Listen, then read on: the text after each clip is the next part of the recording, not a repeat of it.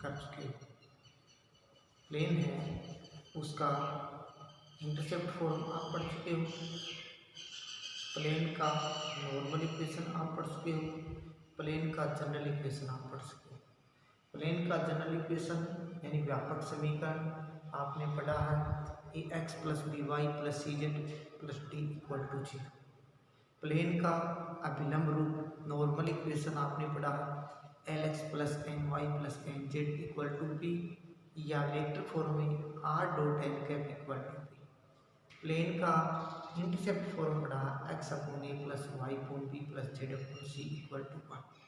अब इन फॉर्मूलों पर अपन क्या करेंगे, इससे पर आधारित एक्सरसाइज 14.6 करेंगे। एक आपको पता होना चाहिए कि 1 पॉइंट से पासिंग कोई प्लेन होता है, उसकी इक्वेशन आपको लिखवाई थी a x - x1 + b y - y1 और + c z - z1 = 0। ये उस प्लेन का इक्वेशन है जो 1 पॉइंट से क्या होगा, पासिंग होगा। अब एक्सरसाइज 14.6 स्टार्ट करते हैं। उसमें इस टाइप के क्वेश्चन है जो पीछे अपन ने फॉर्मूले लिखे उसी पर आधारित है। फर्स्ट क्वेश्चन है find the equation of the plane which is perpendicular to x and that passes through the point 2 - 1। उस समतल का समीकरण ज्ञात कीजिए जो x अक्ष के लंबवत है और बिंदु 2 - 1 3 से गुजरता है।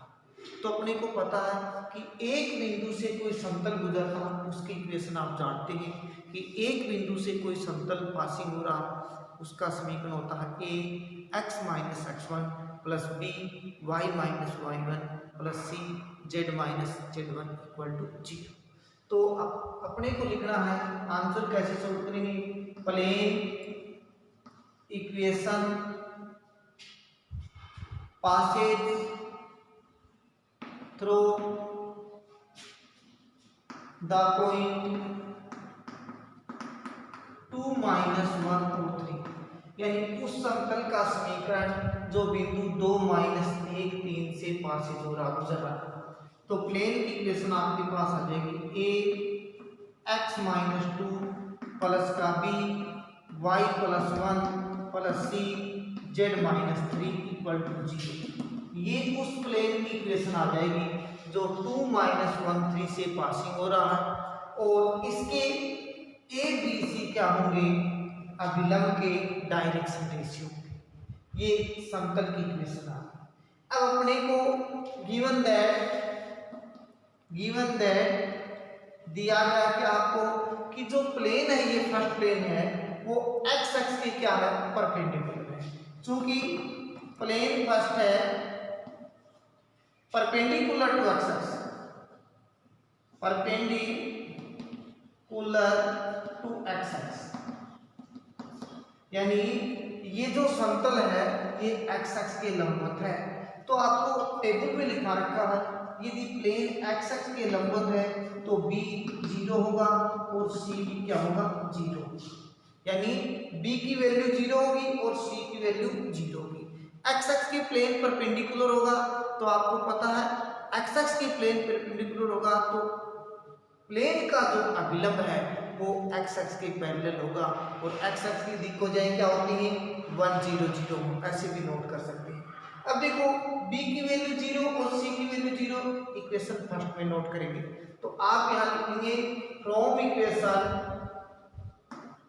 फर्स्ट, समीकरण 1 में रखने पर b की वैल्यू और c की वैल्यू यहां इस समीकरण में नोट कर देंगे तो आपके पास कितना आ जाएगा, देखो b की वैल्यू 0 है, c की वैल्यू 0 है, a की वैल्यू क्या होगी अपने पास, 1 होगी। तो यहां नोट कर देंगे 1 x - 2, a की वैल्यू 1 होगी आपके पास, क्यों होगी a की वैल्यू 1, a की वैल्यू 1 की होगी तो प्लेन होगा वो x अक्ष के क्या होगा, पैरेलल होगा। तो x अक्ष के पैरेलल की दिक्कोजाएं क्या होंगी, 1 0 0। तो अब यहां नोट करेंगे अपने इस इक्वेशन में a x - 2 + 0 y + 1 + 0 z - 3 = 0। तो ये आपके पास हो जाएगा x - 2, ये 0 हो जाएगा, ये भी 0 हो जाएगा और इक्वल टू 0, यानी x - 2 = 0 ये आ जाएगा आपके पास। उस प्लेन की इक्वेशन आएगी वो आपके पास x माइनस 2 इक्वल टू क्या हो जाएगा 0। क्वेश्चन नंबर 2 है, एक प्लेन है, find the equation of plane. एक प्लेन का समीकरण ज्ञात करो समतल का, that passes through x x, वो x एक्स से पासेज हो रहा है और पॉइंट 324 से पास हो रहा है। यानी उस समतल का समीकरण ज्ञात कीजिए जो x एक्स तथा बिंदु 3, 2, 4 से गुजरता है। तो सबसे पहले अपन नोट करेंगे equation of plane x x. तो x एक्स पे कोई प्लेन होता है, वहाँ y0 एंड क्या होता है z0 होता है। इक्वेशन ऑफ प्लेन समतल का समीकरण जो x एक्स पे है, तो y0 होगा और z0 होगा। The plane passes through x x. अब ये प्लेन है वो x एक्स के पासेज हो रहा है, तो y प्लस का लेमडा z इक्वल टू 0 होता है। अब ये इक्वेशन प्लेन की जो इक्वेशन फर्स्ट है वो पॉइंट कहाँ से पासेज हो रही है, पॉइंट यही प्लेन पॉइंट पासेज पॉइंट कितने से है 3, 2, 4 टू पासेज।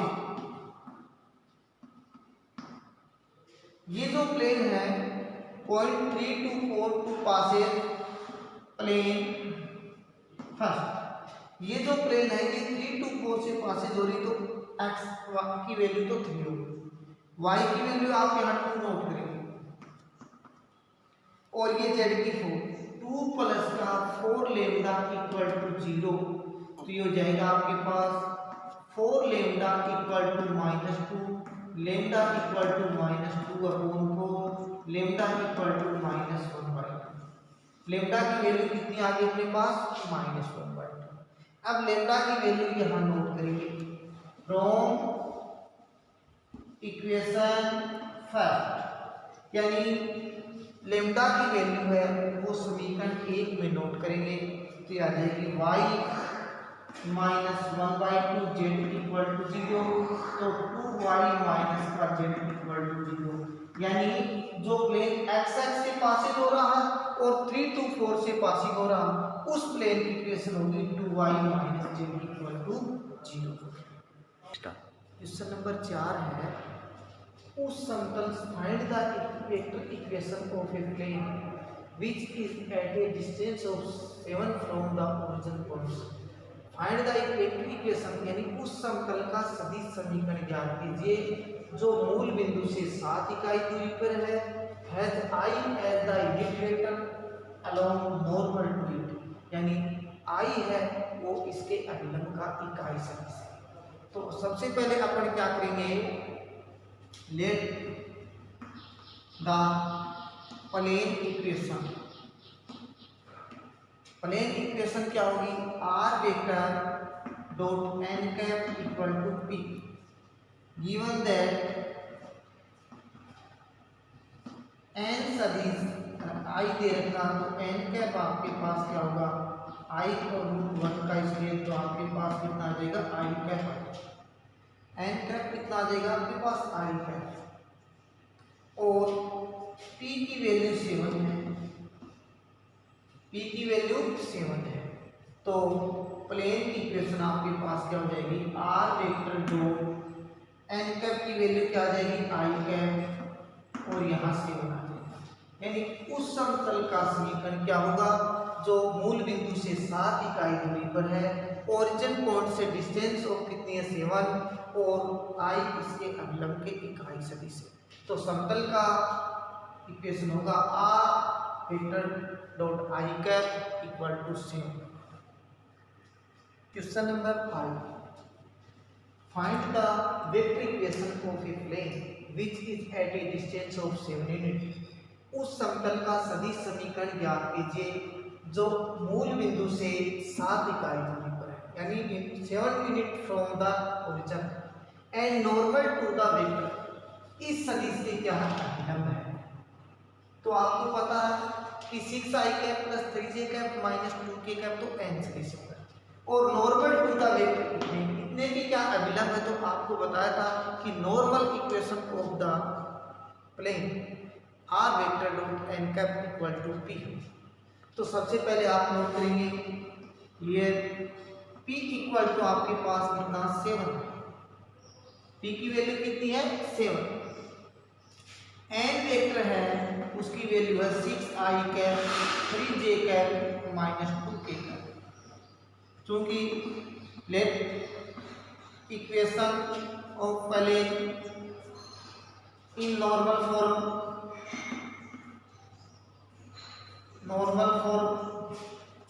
तो are vector dot N cap equal to P ये होता है आपको पता है, ठीक है। R dot N cap equal to P, ये एन वेक्टर होता है, ये प्लेन के क्या होते हैं, डायरेक्शन रेशियो होते हैं। तो एन कैप की वैल्यू फाइंड करेंगे तो आपको पता है एन सदिश का क्या होगा, मैग्नीट्यूड। तो आप नोट करेंगे एन का मैग्नीट्यूड फाइंड करते हैं, तो एन का मैग्नीट्यूड करेंगे तो यहाँ 6 है, यहाँ 3 है, यहाँ -2, तो ये 6 का स्क्वायर प्लस 3 का स्क्वायर प्लस -2 का स्क्वायर, ये आपके पास हो जाएगा 36, ये 9 और ये 49, जिसको आप क्या लिखेंगे 7। एन कैप की वैल्यू कितनी आ गई 7। फ्रॉम इक्वेशन फर्स्ट समीकरण में नोट करते हैं तो are vector dot N cap की वैल्यू कितनी होगी आपके पास, एन कैप एन सदिश, तो एन सदिश की वैल्यू 6i कैप प्लस का 3j cap minus 2k cap upon 7 note कर देंगे और p की वैल्यू 7। अब आप अगली स्टेप में आप इसको लिखेंगे r vector dot 6i cap plus 3j cap minus 2k cap, और ये 7 है तो इससे मल्टीप्लाई हो जाएगा तो क्या हो जाएगा 49 हो जाएगा, ठीक है। तो आप क्या लिखेंगे कि this is the required equation of the plane, यानी ये समतल का वह समीकरण है जो नॉर्मल इक्वेशन में ओरिजिन पॉइंट से 7 डिस्टेंस है और सदिश कितने के क्या है, नॉर्मल यानी अभिलंब है। नंबर क्वेश्चन 6 है, ये सेकंड नंबर क्वेश्चन है। 2 टाइप्स है, कार्टेशियन है और वेक्टर। प्लेन की इक्वेशन गिवन है, रिड्यूस द इक्वेशन, ये प्लेन की इक्वेशन है 3x - 4y प्लस का 12z इक्वल टू 5 और r vector dot 3i cap minus 4j plus 12k cap equal to 5। ये जो प्लेन की है तो कार्टेशियन फॉर्म है और वेक्टर फॉर्म, ठीक है। To normal from the hence find the length of perpendicular from the origin and plane also find DCs of the normal to the plane. यानी क्या पूछा गया आपको क्वेश्चन में कि समतल ये दे रखा है, इसके अभिलंब रूप में इक्वेशन पूछा प्लेन का, कि ये जो प्लेन का है ये जनरल इक्वेशन है और आपको पूछा प्लेन का अभिलंब रूप में इक्वेशन, नॉर्मल इक्वेशन पूछा। तो प्लेन होता है उसका जनरल इक्वेशन होता है r vector dot n vector equal to p या डी नोट करते हैं। आपको पूछा r vector equal to n cap equal to, फिर उसके बाद में आपको पूछा है कि डीसीएस डायरेक्शन कोसाइन पूछी अभिलंब रूप में और डिस्टेंस पूछी। तो गिवन का वेक्टर फॉर्म में करने पड़ेगा। Vector form given the plane equation of general form, given the plane equation of general form, r vector dot 3i cap minus 4j cap plus का 12k cap इक्वल टू 5। ये आपके पास है p equal to 5 है और n vector equal to कितना आपके पास 3i cap minus 4j cap plus का 12k। तो n कैप फाइंड करेंगे तो आपके पास आ जाएगा 3i cap minus 4j cap plus का 12k कैप अपॉन 9 प्लस। अब आपको पता है n वेक्टर है p है, नॉर्मल इक्वेशन को plane, normal equation of plane है वो आपको पता r vector dot n cap equal to p होता है। तो इसमें क्या करेंगे अपन, एन कैप करने के लिए क्या करेंगे, एन के मैग्नीट्यूड को फाइंड करेंगे। और एंगल का मैग्नीट्यूड आपके पास होगा 9 + 16 + 144, इसका स्क्वायर इसका स्क्वायर इसका स्क्वायर 169, तो ये आपके पास 13 आ जाएगा। तो प्लेन की इक्वेशन होगी r vector dot 3/13 i cap 4/13 j cap और 12/13 k कैप, और ये आपके पास 5/13 आ जाएगा। मैंने पूरे इक्वेशन को 13 से डिवाइड कर दिया। तो सबसे पहले क्योंकि डायरेक्शन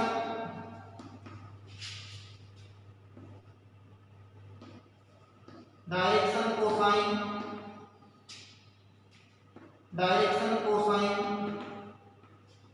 ऑफ प्लेन, तो l की वैल्यू तो 3/13 आ जाएगी, n की वैल्यू -4/13 आ जाएगी, n की वैल्यू 12/13 आ जाएगी, d आपकी को क्या लिखेंगे 5/13 आ जाएगी। यानी डायरेक्शन कोसाइन ऑफ नॉर्मल अभिलंब रूप में इसकी डायरेक्शन कोसाइन ये होगी।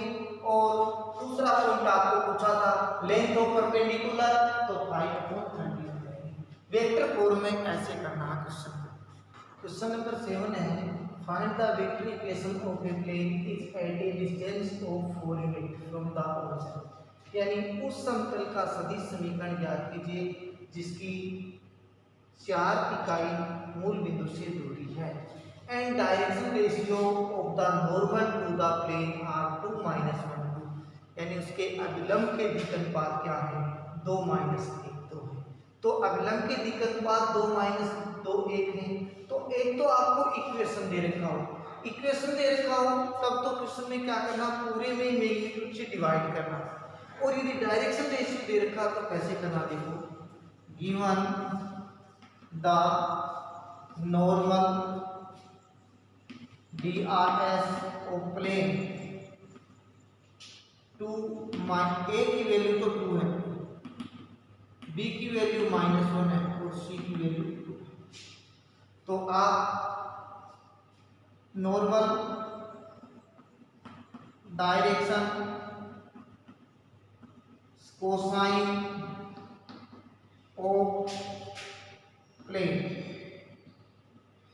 In normal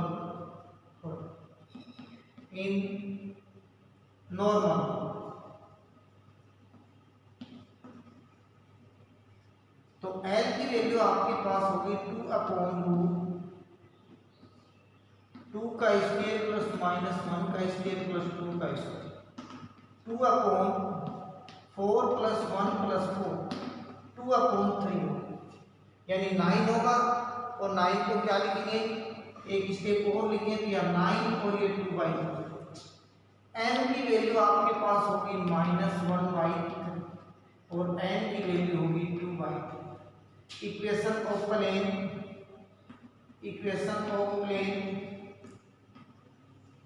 r vector dot 2/3 i cap -1/3 j cap और 2/3 k इक्वल टू 4, ये होगा उस प्लेन की इक्वेशन। यदि इक्वेशन दे रखा है तो इस मैग्नीट्यूड को टोटल में डिवाइड करना, चाहे वो डिस्टेंस भी हो, लेकिन डायरेक्शन रेशियो दे रखे हैं तो d को डिसाइड नहीं करना। देखो ये आपको एक प्लेन का इक्वेशन दिया हुआ, जनरल इक्वेशन क्या बताया था ax + by + cz = d, abc आपको पता, ठीक है।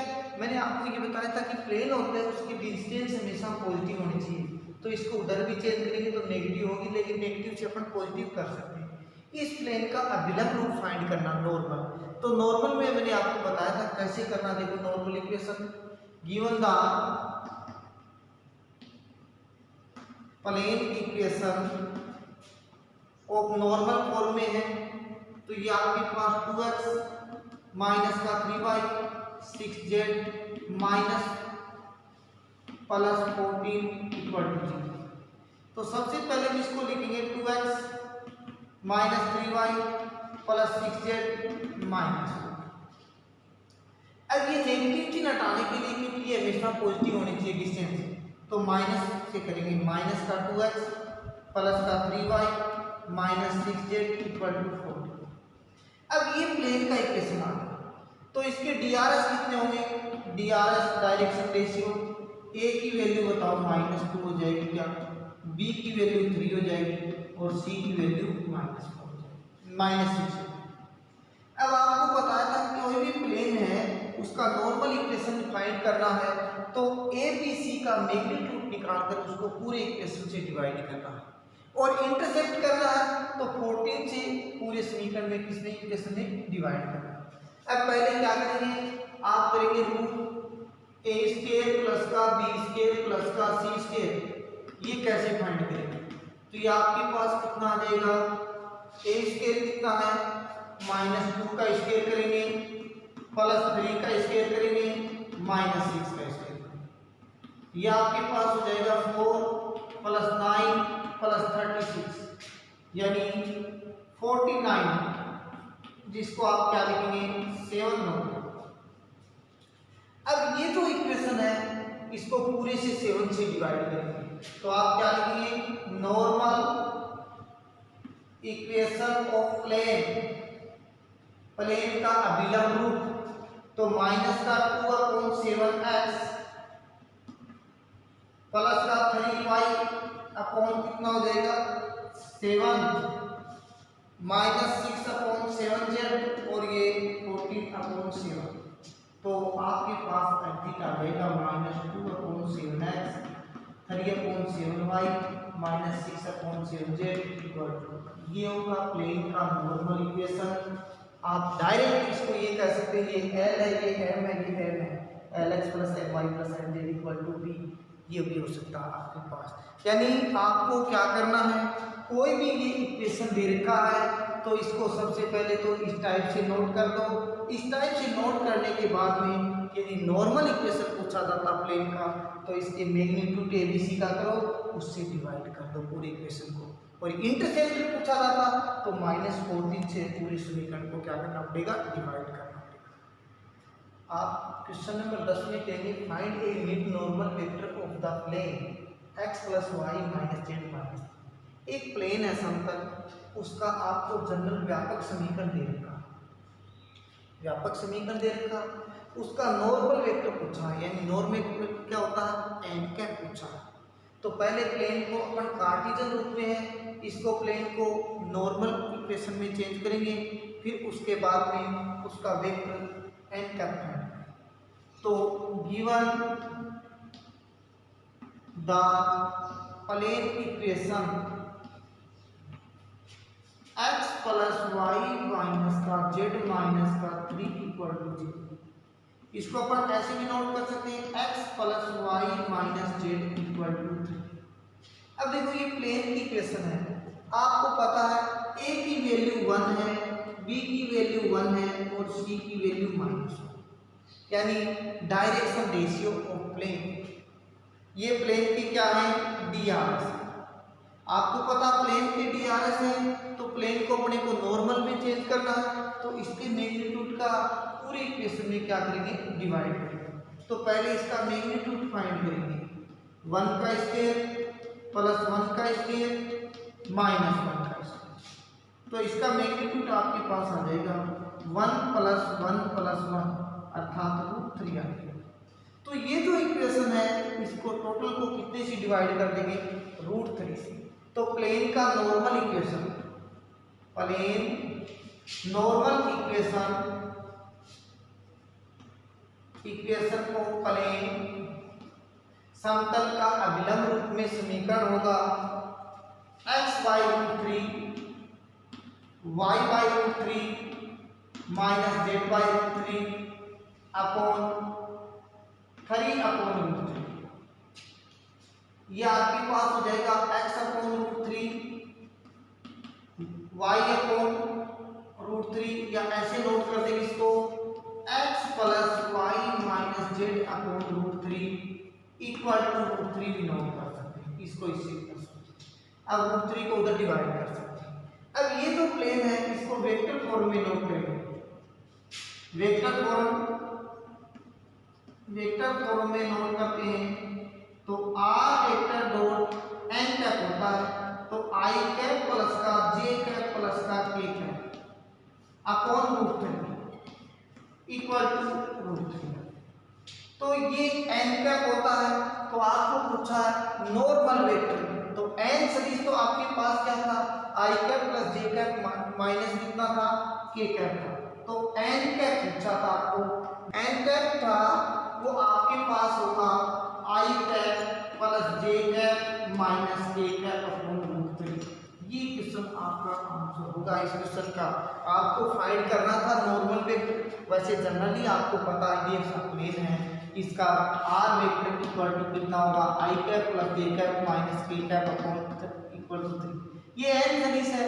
तो आपको पूछा नॉर्मल वेक्टर, तो नॉर्मल वेक्टर n कैप होता है। तो n कैप कैसे फाइंड करते हैं, n वेक्टर में n की मैग्नीट्यूड को क्या कर देंगे, डिवाइड कर देंगे। एक्सरसाइज में आपको अधिकतर क्वेश्चन नॉर्मल इक्वेशन के पूछे। एक चीज ध्यान रखना, कोई भी आपको जनरल इक्वेशन दे रखा है और आपको पूछा है जनरल इक्वेशन के से नॉर्मल इक्वेशन का इक्वेशन पूछा है, नॉर्मल इक्वेशन पूछा, तो जो आपको टोटल में √a² b² c² को डिवाइड करना है। दूसरा, कई जगह आपको क्वेश्चन नंबर 7 और 9 सेम इक्वेशन है, उसमें डायरेक्शन रेशियो दे रखे हैं। तो आपको पूछा नॉर्मल इक्वेशन, तो उसमें डिस्टेंस को डिवाइड नहीं करना a² b² c² से। ठीक है, तो आपकी जो एक्सरसाइज है ये 14.6 है, ये कंप्लीट हो गई है। आपको इसमें नॉर्मल इंटरसेप्ट फॉर्म के ही क्वेश्चन है, तो ये आपकी कंप्लीट हो गई। कोई एग्जाम्पल कोई क्वेश्चन नहीं आता है तो आप मेरे कमेंट बॉक्स में